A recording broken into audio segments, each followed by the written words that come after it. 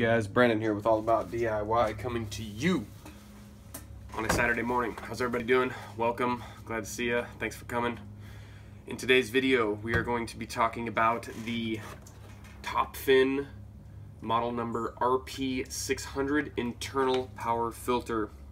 Topfin raced this thing at 170 gallons an hour, and you know, I think I believe him. This thing puts out a lot of water. From the factory, it doesn't have a lot of options really. It's got two little foam pads in here with a little bit of carbon in there and some bio rings for the colonization of beneficial bacteria. It works okay, I guess. It's not a workhorse by any means. It's not you know, your top of the line, top notch, top shelf, Topfin product. But it works well. I like it. I actually use it on a turtle tank I have right now because you can just stick it inside, filters the water out, and it's got pretty good flow. So with that being said, in this video we are going to be talking about how to break it down, the tools you're going to need, which are just a pair of little pliers, and you can get it completely apart, so that is good. I would be careful though, because this thing is not the most well-built piece of machinery ever invented. So just be careful with all the little plastic tabs and things like that. They tend to be a little bit brittle, especially after prolonged use. And this filter right here I've already optimized, which means that there's a lot of room that Topfin leaves in this filter for extra stuff, so to speak. So with any filter, I like to kind of see what my options are in the future for you know, maximizing its I don't know, potency, I guess you could say, and how well it works in the aquarium. There's a lot of stuff you can do with this thing, and I'll show you how I did that in a second. So I guess with that being said, let's break this thing down. First, it comes with this super awesome spray bar, so there's that. Next, to get this thing apart, there's two little places where you can put your fingers here, and it says pull on either side of it, and you just pinch that and it pulls right out, just like so. And this is your I guess you can call it media canister, so we'll set that aside for now. And this is the motor housing, and so the way you get this off is there's two little tabs right here and right there that you need to pinch with your fingers, and you can lift this top plate off like so, and this comes straight up just like that, and it's got your you know, your flow level in there, or flow I guess you'd call it you know, your flow lever, you know, high and low. So I like to run it wide open just because it's slow as it is. You can actually get this little lever off by pinching these two tabs right here. I find that you don't ever need to take that off. So there's that. And then I guess the last piece to take off of this thing, and this is where your pliers come in, is your impeller. Now you want to be really careful with this thing because it is plastic and it does have a porcelain shaft. So you just grab onto one of the fans on the impeller and just lift straight out. It should come out very easily. And you just wipe this thing off, get a Q-tip clean down in there, and then you can just stick this right back in. And that should be all the maintenance you are going to need to do to this thing as far as the motor goes. So there we go on that. And then this, just make sure your shaft is straight up, put it back in just how you found it, and it should press straight down and lock in like that. Then you're good, clean, easy. So now we have the media canister. Let's see. So this you take off by just pulling this back lid straight off. It just comes off. It snaps in pretty easy. You got to be careful with it because these tabs are pretty chintzy, I would say. And what I'm talking about by optimized is this filter does not come with bio balls.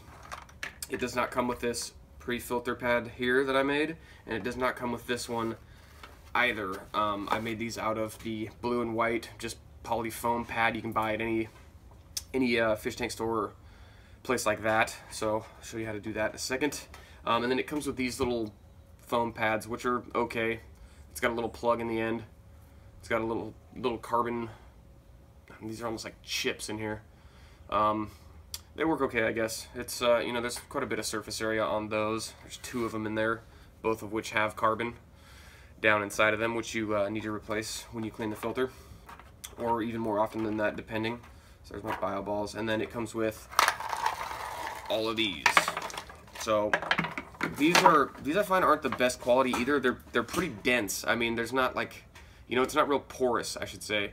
There's not a whole lot of room for your bacteria to colonize, but I mean, it's good enough. It works. So yeah. So with that being said, I guess we can pretty much put this back together. That's as far as she comes apart right there. That's all you got. So it's easy, it's simple, not a lot of moving parts, and everything comes apart nice and easy, so that's good too. It's kind of hard to break, just be careful. So yeah, let's get this going back together. So all your little nodes go in the square part here, like so. All right. Kind of let them come down a little bit so I can get my pad back in. You take your square pad that you cut out of your polyfoam, put it right here up top, and then you set your bio balls in here. Make sure they're nice and flat. They have to be, nothing can stick up or your lid will not go on. So keep that in mind when you're stuffing this full of stuff. So then we take our pre-filter on the intake of this thing and slide it down. There's a little channel here, and it's perfect size for this thin filter foam. So I just slide that down in there like this, and goes in there like that. Easy peasy, easy to change out, no big deal. And then these just go in, slide right in next to it, and these also cannot stick up above the top, so should look like that when you're done. Then the lid goes right on, snap it closed, make sure you're closed all the way around, and then just head that O-ring in right up there like that, and it snaps in at the bottom, and you're complete, ready to run. So it's that easy. Like I said, I like to optimize all my filters whenever I buy new filters. I like to see what kind of room they have for extra stuff, and I like to fill those spaces with whatever I find handy at the time. Sometimes it's the carbon pad, sometimes it's ammonia pad, sometimes it's just straight up filter foam, bio balls, anything I can squeeze in there that's going to optimize the surface area in which beneficial bacteria can grow. So, you know, keep that in mind too. It's just a way to optimize your stuff. It works a lot better that way. And you know, this stuff lasts a really long time. This, you know, you can just keep washing this out. Works great. And yeah, it's just a cool little filter. I like it a lot. I recommend it. You know, it's a good little filter. It's not the most aesthetically pleasing thing inside of your tank. You know, if you got a nice planted tank or something, you don't want this sticking on the back wall. It's kind of ugly in that respect, but it works well. It's quiet.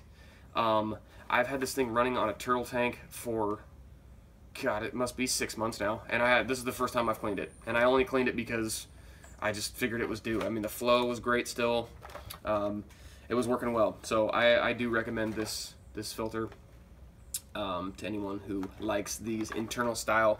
And I'm sure that, you know, there's a bunch of customization stuff. You can run a hose off here to another, you know, stage of filtration that you can suction cup on the back of your tank and just further optimize it. But this is how I'm running right now. I don't run it with the spray bar because I feel like the spray bar gets clogged and then it doesn't work. So I just let it, you know, do its thing. This is all adjustable so you can direct your flow. So it's a good little filter. Good little filter. I like it. And it was pretty cheap too. I think it was 20 bucks, maybe 25 bucks. Something like that, which is a decent price for it. It's okay. I haven't broken anything on it yet, so that's good. Yeah, just a good little filter. So anyways, I hope you guys found it informational. I'm going to be doing another video on an internal power filter that's a lot smaller than this, that I used to, you know, just circulate the tank and stuff like that. It basically looks like the same thing. Works well also. So that's an upcoming video. And yeah, thank you guys for tuning in. Thanks for watching. Like, comment, and subscribe, please. And you guys have a great day. We'll catch you on the next one. Later.